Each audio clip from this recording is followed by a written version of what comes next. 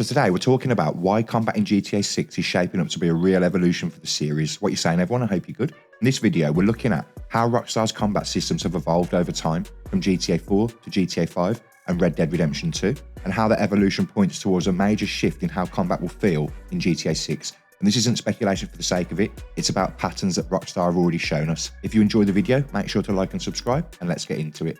Why combat matters more for GTA 6? So Rockstar themselves have labelled GTA 6 as the biggest and most immersive evolution of the Grand Theft Auto series. And if that's true, the combat just can't stay the same as it has been. And combat is one of the core ways players interact with the world. It's not just about shooting, it's about the movement, positioning, reactions, and how the game responds to what you do. And in GTA 5, the combat was fast, loose, and very arcade-like. And you could snap between targets, soak up damage, and reset situations almost instantly. And that worked for the kind of game and for the pace that GTA 5 was. But GTA 6 looks like it's aiming for something different. And if Rockstar's pushing realism, immersion, and weight across the entire game, the world, the animations, the systems, then combat has to evolve alongside that. Otherwise, it's going to become the weak link. And you can't have a world that feels grounded, believable, and then only for the combat to feel floaty or disconnected from everything else. And that's why combat matters a lot more this time, because it's not just about the action anymore. It's about how believable that action feels inside the living world, how it flows, how it escalates, and how much control the player has in the moment. And when you start looking at Rockstar's past few games, you can see the direction they've clearly been heading in with this. And that shift matters because combat is where immersion either holds together or completely falls apart. And you can forgive small visual imperfections and performance dips, but the moment combat feels wrong or too floaty or doesn't have that weight to it, it's just going to ruin the whole experience. And combat is where the player feels the system most directly. It's where the animations, the physics, the AI, and the player control all collide at once. And if those elements aren't perfectly aligned, it just breaks the illusion. So when Rockstar talk about immersion in GTA 6, combat isn't a side feature, it's basically a stress test. If it works, everything else is going to feel much more believable. And if it doesn't, there's not really anything else that can compensate for that. And that's why heading into GTA 6, combat isn't just something that will change, it's something that absolutely has to change. GTA 4, the first shift towards weight and realism. So if you go back to GTA 4, this is really where Rockstar first started experimenting with weight and realism in combat. And compared to the other GTA games, everything was slowed down. Gunfights felt heavier, characters reacted more realistically when they were hit with the ragdoll physics, and enemies didn't just drop instantly, they stumbled, grabbed onto things, and fell awkwardly. And the physics system played a huge role in how the combat felt. And Nico himself didn't move like a superhero from a video game.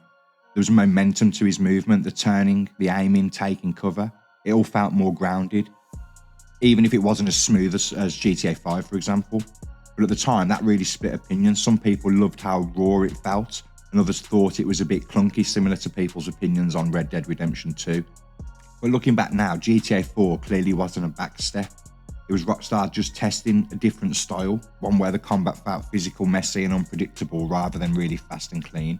And it's quite important because even though GTA 5 pulled things back towards speed and accessibility, Rockstar never completely abandoned that. And GTA 4 was the first time that Rockstar cared just about how combat felt as much as everything else in the game, and it laid the groundwork for everything else to come in the future. So what GTA 4 really introduced was consequence. You couldn't just sprint into every fight and expect the game to bend around you. Like, positioning mattered, getting caught in the open mattered, and even small mistakes had weight because the systems didn't instantly reset to save you. And the design choice made combat feel more grounded, but it also made it feel more human. Fights were awkward, scrappy, and sometimes quite uncomfortable. And that was exactly the point. And GTA 4 wasn't trying to make you feel powerful all the time, it was trying to make you feel present. And that mindset is something Rockstar would refine and not abandon in the years that followed. GTA 5, faster combat but less depth. So when GTA 5 released, Rockstar very clearly shifted direction again, and this time they prioritised speed and accessibility over weight and realism. And combat in GTA 5 was faster, cleaner, and more responsive than GTA 4, and the movement was snappier, aiming tighter, and just gunfights were designed to feel more immediately satisfying from the first minute.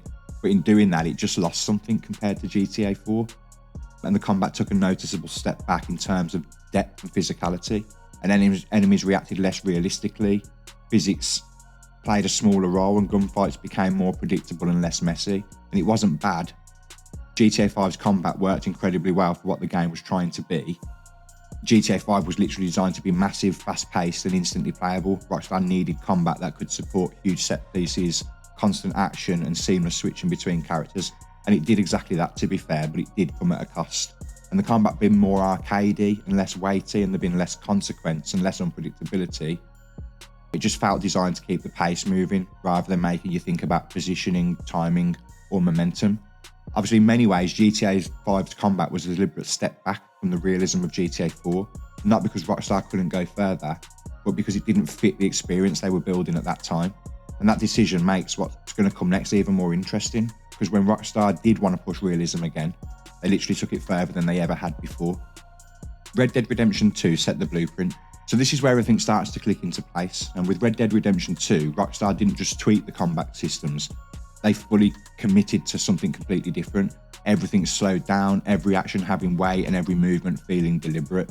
And gunfights weren't about snapping from target to target as fast as possible. They were messy, tense, sometimes even quite uncomfortable. And reloading took a bit more time, positioning obviously mattered, and getting caught out in the open just felt dangerous, and it wouldn't take long for you to just get killed.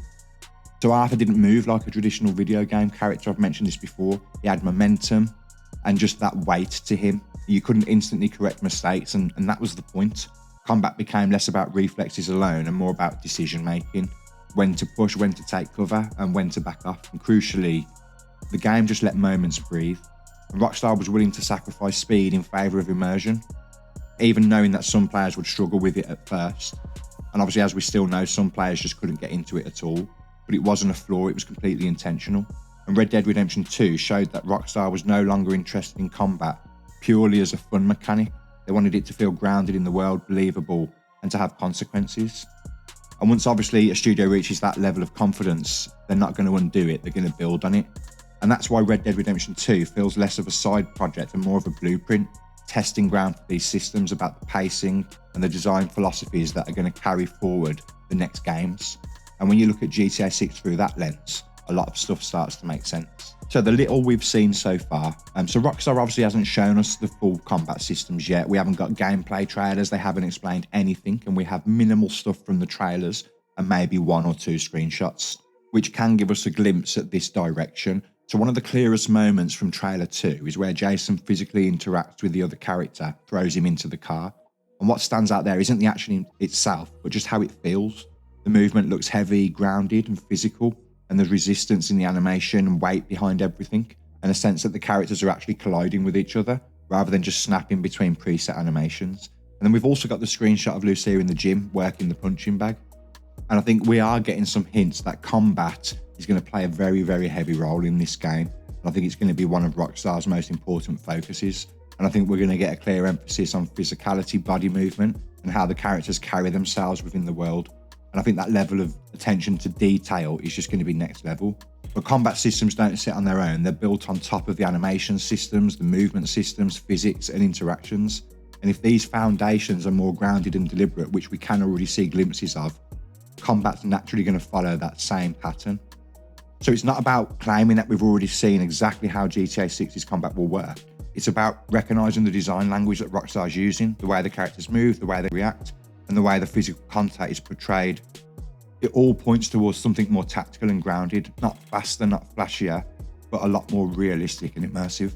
And when you line that up with the evolution going from GTA 4 to GTA 5 and Red Dead Redemption 2, you can start to take the guesswork out of it, and it just feels like the next step to everything that Rockstar's been building. So what to expect from GTA 6 combat? So putting all this together, I think the most important thing to understand about the combat in GTA 6 is that it's very unlikely to be about speed. Based on Rockstar's trajectory, combat looks like it's going to prioritise physicality, positioning and consequences over instant reactions and arcade-style flow. Some movements are going to feel heavier, actions will feel more deliberate and encounters less disposable than they were in GTA 5. And that doesn't mean that combat will be slower in a boring way. It just means that fights will feel more grounded, punches will look like they land, grapples will feel physical rather than scripted, similar to Red Dead Redemption 2. And of course, gunfights will carry a lot more tension because the movement, cover and timing, I believe, is actually going to matter.